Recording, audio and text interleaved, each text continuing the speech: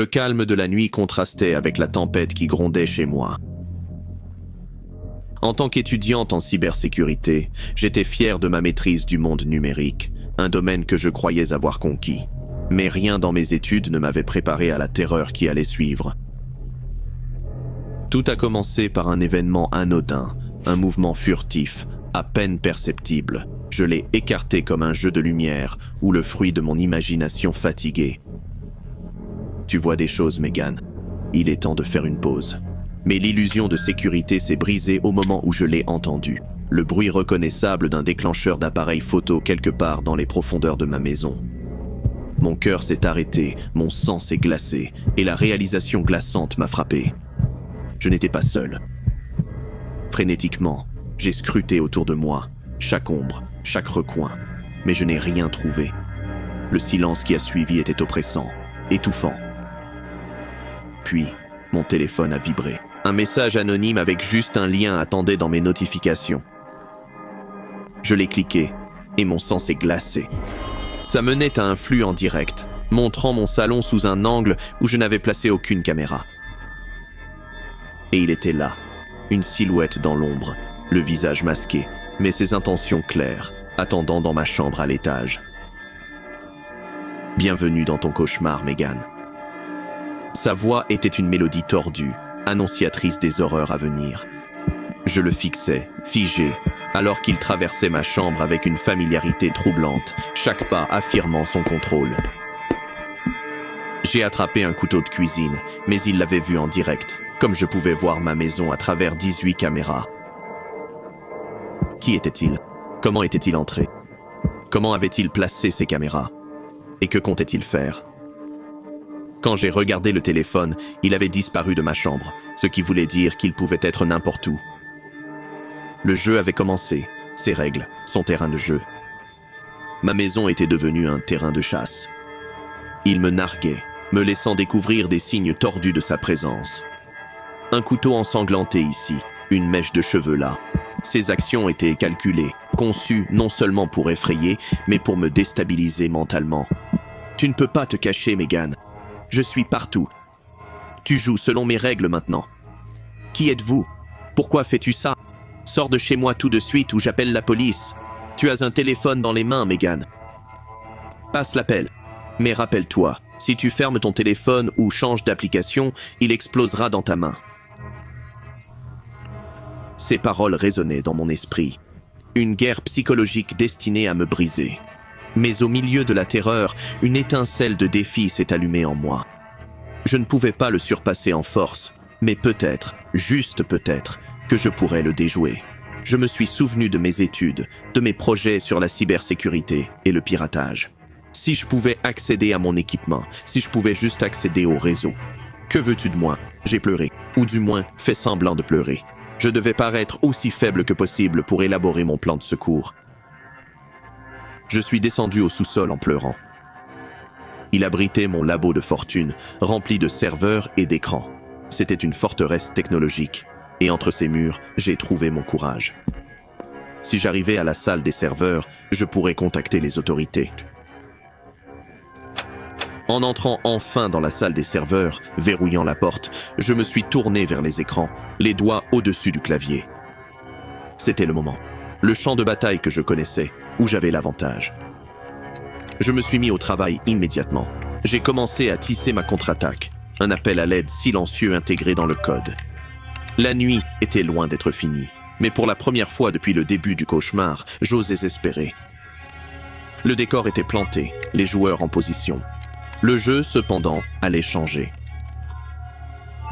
Assis dans la salle des serveurs faiblement éclairés, mes mains bougeaient avec détermination, poussées par la peur et la volonté d'en finir. Le psychopathe se croyait marionnettiste, mais dans le monde numérique, j'étais dans mon élément. Mon plan était simple, mais risqué. Pirater les caméras qu'il avait installées et envoyer un signal de détresse. La tâche était intimidante. Mes doigts dansaient sur le clavier, les commandes affluant avec une urgence alimentée par l'adrénaline. Je me connectais au livestream, injectant un message caché dans les métadonnées, un SOS numérique pour quiconque assez malin pour le remarquer. Le temps était un luxe que je n'avais pas. À chaque instant, sa patience s'épuisait et il viendrait me chercher. Je devais agir vite. Puis je l'entendis, le bruit de pas qui approchait, lent et délibéré. Il était proche. Tu ne peux pas te cacher là éternellement, Megan. Sors jouer. Ses moqueries résonnaient à travers la porte, chaque mot une invitation tordue à une danse de la mort. Mais je me concentrais sur mon écran, le cœur battant alors que je travaillais à détourner le signal, à rendre mon cri invisible visible au monde extérieur. Et puis, le succès. Le message était diffusé, une balise tranchant le bruit numérique, mais pas de temps pour célébrer, pas de temps pour attendre les secours. Je devais survivre jusqu'à l'arrivée de l'aide. Je me suis préparé à son entrée inévitable, installant une barricade de fortune. La pièce était sécurisée, mais je savais qu'elle ne le retiendrait pas longtemps. J'avais besoin d'une arme, quelque chose pour me défendre. Mes yeux parcoururent la pièce, s'arrêtant sur un fer fumant. Ce n'était pas un flingue, mais ça devrait faire l'affaire. Ça se termine ce soir. La porte se mit à trembler. Ses tentatives pour entrer devenaient plus violentes. Je me tenais prête, le fer chaud en main, tout mon corps tendu pour l'affrontement. Soudain, la porte céda et il entra en trombe, sa silhouette pleine de rage et de frustration. Mais l'effet de surprise était pour moi. Alors qu'il avançait, je frappais de toutes mes forces, le fer fumant s'écrasant sur sa chair, provoquant un hurlement de douleur. Espèce de petite garce. Mais je ne me suis pas arrêté pour entendre ces insultes. Je l'ai dépassé en courant dans la nuit, hurlant à l'aide. Derrière moi, le psychopathe me poursuivait, ses propres cris mêlant rage et agonie. La poursuite fut brève, des lumières clignotèrent au loin, des sirènes déchirant le silence de la nuit. La police, guidée par mon SOS numérique, arriva enfin. Quand ils l'ont maîtrisé, je me suis effondré, l'adrénaline retombant, me laissant tremblante et épuisée. Les policiers se sont précipités vers moi, leur voix un murmure rassurant alors que je réalisais que j'étais sauve, que c'était fini. Vous êtes en sécurité. Si vous le permettez, puis-je vous poser quelques questions ? En racontant les événements de la nuit, je réalisais peu à peu ce à quoi j'avais survécu, ce que j'avais accompli. J'avais affronté mes peurs les plus profondes, combattu les ténèbres, et j'en étais sortie victorieuse, non pas seulement comme survivante, mais comme guerrière de l'ère numérique. Le psychopathe a été emmené. Son règne de terreur mit fin par ma volonté de survivre et la technologie même qu'il avait utilisée contre moi. À l'aube, éclairant le chaos de la nuit, je savais que je ne serais plus jamais la même. J'avais été mise à l'épreuve, poussée à mes limites, et dans le creuset de la peur, j'avais découvert une force insoupçonnée. La nuit de terreur était terminée. Mais son souvenir, celui du pouvoir en moi, resterait à jamais. Dans les ombres numériques, j'avais trouvé ma lumière, ma détermination et ma défiance. C'était un matin froid d'août, un jeudi de travail ordinaire qui passerait inaperçu pour n'importe qui. Mais pour Mike, c'était un jour spécial. Le jeune homme venait de rompre une relation de plus de 10 ans et se remettait tout juste de cette épreuve. On lui conseillait de sortir, de rencontrer du monde ou de profiter de la vie nocturne. Mais il avait un autre plan en tête. Le jeune homme avait pris 2 jours de congé et demandé à son oncle de lui prêter sa maison dans les montagnes. Une retraite spirituelle sans réseau, sans Internet, et son portable resterait éteint. Pas de voisin pour le déranger et son ex ne pourrait pas le joindre non plus. Avant de partir, la camionnette de son ex l'attendait dehors. « Tu es sûr de ça? »« Bien sûr, Amanda. Je sais que ça me fera du bien. Partir sur un coup de tête et te cacher dans les montagnes, c'est pas mon idée d'un truc utile. C'est logique, mais ça marchera pour moi. Viens pas pleurer chez moi si un yéti te poursuit. Ton oncle peut les cacher dans le placard. Avec un peu de chance, je croiserai même pas mon ombre. C'est juste quelques jours. On se voit et on en parle, d'accord? D'accord. Mike a roulé plus de 5 heures, et en arrivant, tout était comme prévu. Bien que petite, la maison était bien décorée, et les meubles en parfait état. Malheureusement, le téléphone captait toujours, et il reçut un appel de son oncle dès l'arrivée. « Salut, tonton. Bonjour, Mike. T'es arrivé? Je viens d'arriver et j'ai pu entrer. T'as des caméras? Tu m'appelles pile quand je rentre. Ce serait un bon investissement, mais non, malheureusement. Dis-moi, pourquoi j'entends pas tes amis? T'es parti avec eux, non? Ouais, on est tous là. J'ai dû m'éloigner pour pas qu'ils fassent des blagues pendant qu'on parle. Ah, très bien. Prends soin de la maison et appelle-moi si t'as un problème. Super, merci beaucoup. Le jeune homme se rappelait comment il avait dû mentir à son oncle, lui disant qu'il n'entrerait pas dans la maison sans ses amis. Son oncle était du genre parano et n'arrêtait pas de dire qu'il ne voulait pas entrer dans cette maison de peur d'y trouver des extraterrestres. Alors Mike ne l'écoutait généralement pas. Avec un petit rire complice, il pensa à quel point la maison aurait été inutile s'il avait dû la partager.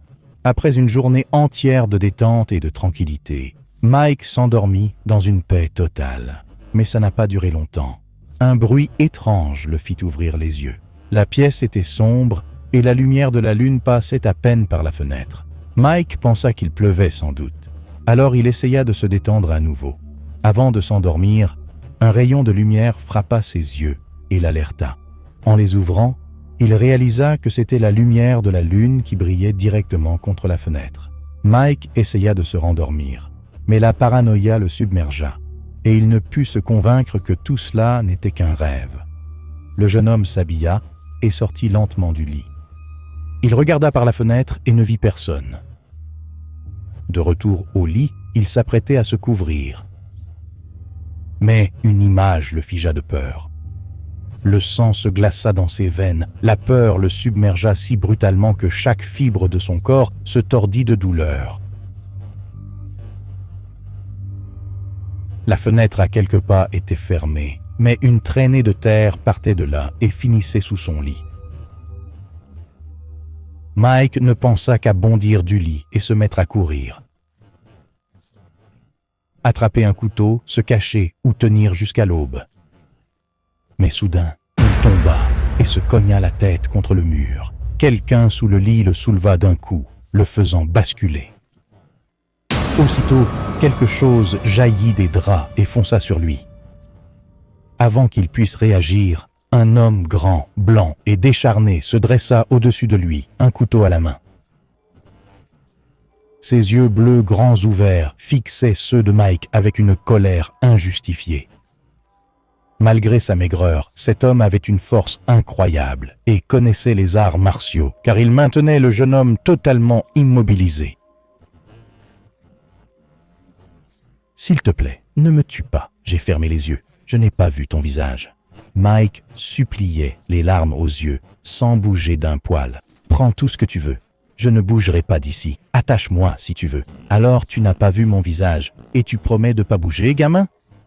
Je te jure. La justice m'intéresse pas. Si tu me crois pas, j'ai même pas de fixe ici. Prends mon portable et ma voiture. Quel garçon gentil et coopératif. Dis-moi, gamin, où sont les objets de valeur? Déplace les meubles de la salle à manger. Tu verras un trou. J'ai de l'argent planqué, au cas où. Sans le laisser finir, le psychopathe entailla le front de Mike avec son couteau, traçant une ligne horizontale. Désolé de t'interrompre, gamin. Mais tu commençais à m'ennuyer. Je te disais où trouver mon argent. Tu vois, je n'ai aucune intention de te voler. La seule raison de ma visite, c'est de te voir saigner. Pourquoi? Parce que je t'ai vu faire le plein en venant ici. Et franchement, t'as une tête de cochon qui couine, et j'adore ça. Sur ce, l'imposteur enfonça lentement le couteau dans la main de Mike, en prenant soin de le tordre dans sa peau. Pendant ce temps, Mike gardait toujours les yeux fermés. La peur avait envahi tout son corps, qui restait immobile à côté de celui qui voulait lui ôter la vie. Il pensait à sa famille, ses amis, même à son ex. Soudain, le psychopathe lâcha le couteau et se mit à frapper sauvagement le garçon, qui ne pouvait que pleurer et supplier grâce. Dans un moment de lucidité, Mike ouvrit les yeux et remarqua que le criminel avait les yeux fermés et levés vers le haut, comme s'il savourait l'instant. Le garçon utilisa toute sa force pour le repousser. Mike se leva et courut désespérément, trébuchant de tous côtés, essayant de ne pas tomber. Il avait perdu beaucoup de sang et reçu de nombreux coups. Il était très étourdi. Mike sentait l'homme juste derrière lui, prêt à l'attraper, mais quand il se retourna, il était toujours au sol, riant, comme s'il profitait du spectacle. Sans prendre sa voiture, Mike s'éloigna de la maison le plus possible, espérant croiser quelqu'un pour l'aider. Alors qu'il s'échappait, il entendit les cris moqueurs de l'homme depuis la cabane. « Cours, petit cochon! Vole vers ta liberté! Ne trébuche pas, tu risques de te cogner la tête, et qui sait ce que le tueur te fera? Je t'attendrai. Quand tu voudras revenir, je serai toujours à la maison. » Le lendemain, quand il revint avec la police, il n'y avait personne. Le criminel, un patient évadé d'un asile voisin, avait même pris la peine de nettoyer la maison. Mike n'avait aucune intention d'y rester ou d'y retourner. Depuis ce jour, chaque fois que son oncle parle d'extraterrestres, il rit et se dit qu'une rencontre avec un humain peut être bien pire.